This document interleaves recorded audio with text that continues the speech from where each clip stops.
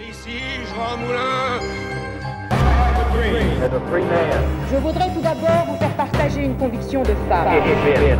Vous n'avez pas, M. Mitterrand, le monopole du cœur. La priorité Je m'excuse ou des arts. de le faire devant cette assemblée presque exclusivement composée d'hommes.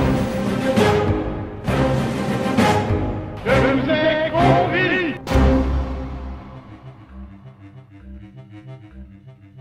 Bonjour à tous.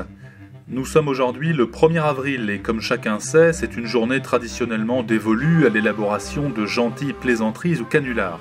Alors je ne vais pas revenir sur l'origine du fameux poisson d'avril, dont l'explication d'ailleurs reste assez floue, mais je vais vous raconter un événement historique survenu un 1er avril, pioché dans les programmes d'histoire du collège. Et vous allez le voir, j'ai choisi un événement très éloigné de l'humour bon enfant de cette journée, puisqu'il s'agit de la condamnation d'Adolf Hitler à la prison après un coup d'État manqué. Cette condamnation, si elle est assez légère, va tout de même servir au futur chancelier du Reich qui profitera de cet emprisonnement pour se mettre à l'écriture.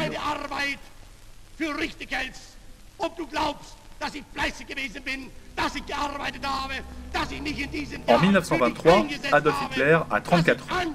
Des idées déjà bien arrêtées sur la société, les juifs, les causes de la défaite de 1918, et il aspire à réaliser une grande carrière politique de premier plan.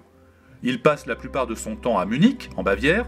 C'est d'ailleurs dans une des brasseries de la ville qui servent de lieu de réunion publique qu'il a adhéré au parti ouvrier allemand, le DAP, qui devient assez vite le NSDAP ou plus simplement parti nazi.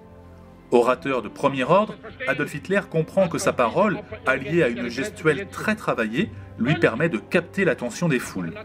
Dès le début des années 1920, il est convaincu d'apparaître comme un sauveur pour l'Allemagne, durement touchée par les clauses impitoyables du traité de Versailles.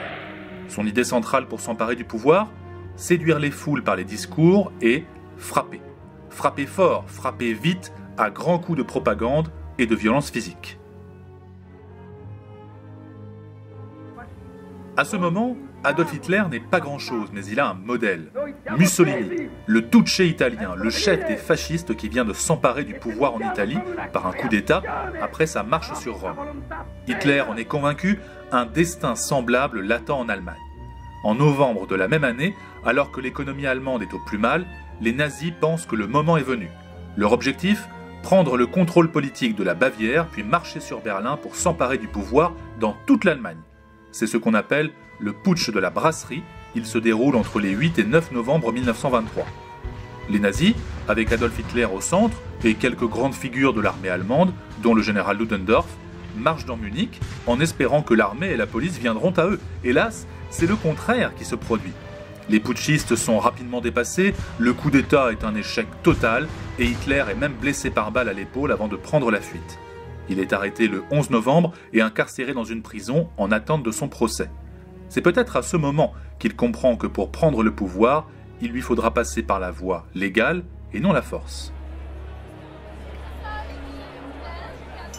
Le procès des putschistes s'ouvre le 26 février 1924. Sur le papier, la situation est tendue.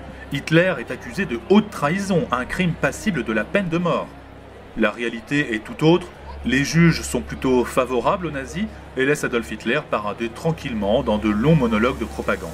Il se fait même applaudir par la foule venue assister à sa mise à mort politique. Un comble. Le jugement qui est donc rendu le 1er avril 1924 ressemble à une farce. Vous voyez que nous n'étions pas si éloignés d'une plaisanterie du 1er avril. Adolf Hitler est condamné à 5 années d'emprisonnement dans la forteresse de Landsberg.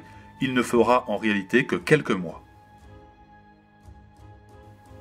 Sa cellule est très bien aménagée, confortable.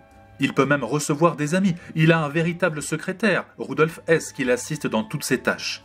Cela ressemble davantage à un hôtel qu'à une prison. Adolf Hitler lit beaucoup et il se met aussi à écrire. Voici l'une des phrases qu'il fait dicter à son secrétaire.